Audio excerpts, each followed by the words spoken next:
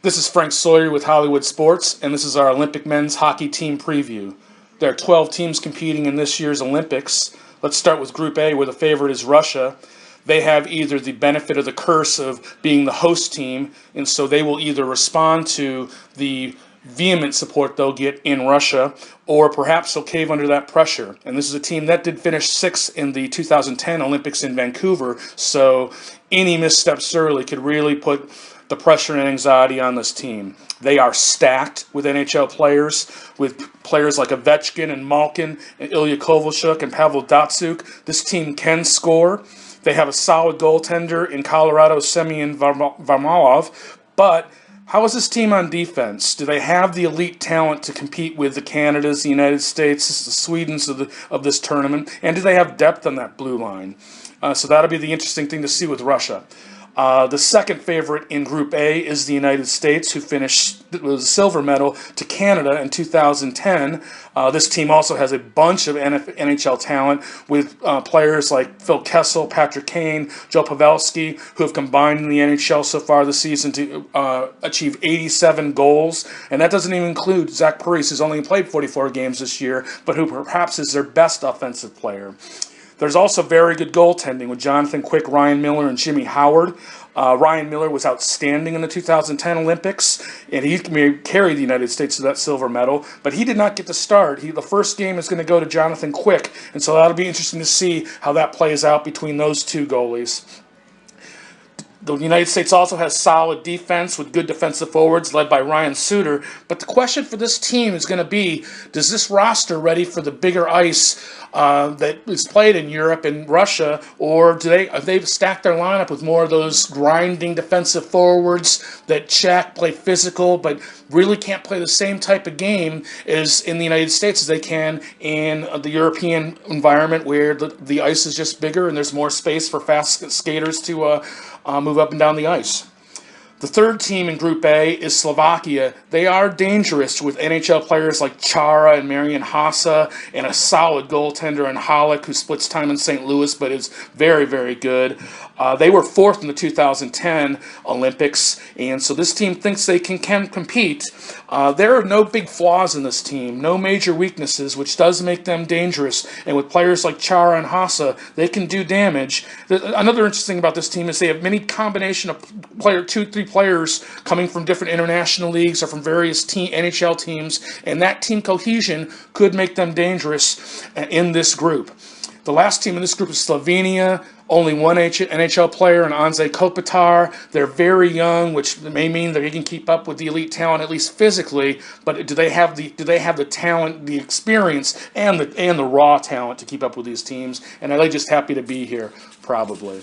Let's move on to Group B, where the favorite is the defending gold medal champion Canada, who won it in their country in 2008. They are loaded with NHL talent like Sidney Crosby, Martin St. Louis, Jonathan Toews, Corey Perry, Duncan Keith. They have very good goaltending with Roberto Luongo, who was great in the 2010 Olympics. They also have Carey Price, who's hot for Montreal right now, and Mike Smith of Phoenix, so they have good options there.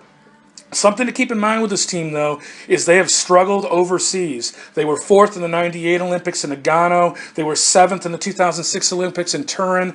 And the real question is, can they field a roster that can take advantage of the big ice that's played in the European environments? Their win was in Vancouver, so it was a smaller rink that then it facilitates the defensive-minded play that you'll often see in the Stanley Cup playoffs. It looks like this roster is built more to take advantage of the speed that they're going to have to compete against the good European and Russian teams, but that is to be determined.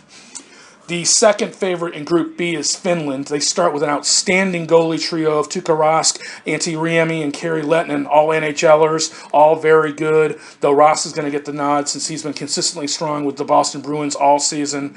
On paper, entering these Olympics, this team looked stronger with NHL players Filippa and Quava on their team, but they were lost to injuries over the last week, and that is just a devastating blow for this team. There's still talent. They're still a proud group who thinks that they can compete in any Olympics. They have the most Olympic medals out of any of the team ever in terms of the history of Olympic men's hockey.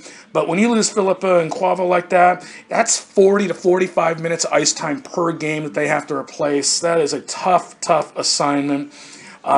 There's no superstars in this team, but with a hot goalie and a team that plays together, they still can do damage. The third team in this group is Austria. They start with 2/3 of what would be a top line anywhere with NHLers Michael Grabner and Thomas Vanek.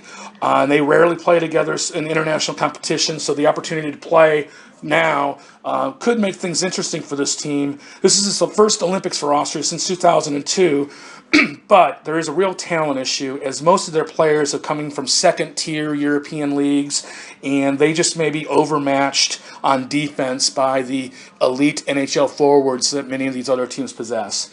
The last team in this group is Norway. They only have one NHLer in Mats Zuccarello. He's good. He's got 43 points in 58 games this year for the Rangers, but it's going to be a one-man show with him. It's young goaltenders. This team was 10th in 2010, so maybe they can make a better run because that roster is stacked with more elite-level international players as compared to Austria, but that Norway-Austria game will be interesting, but it's just hard to tell whether Norway would be able to compete with Finland's and Canada's of the world in this region and in the knockout stage. Then last in Group C, the favorite is Sweden. This is perhaps the most balanced team out of all the teams in this year's Olympics. All but one of their players represents an NHL team.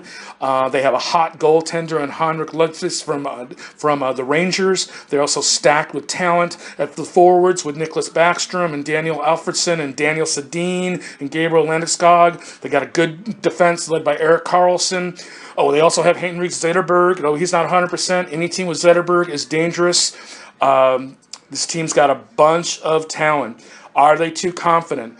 Are they too confident entering this group? They were, and they also were 5th place in Vancouver. And so this team does have something to prove after winning the gold medal in 2006 in the Torino Games.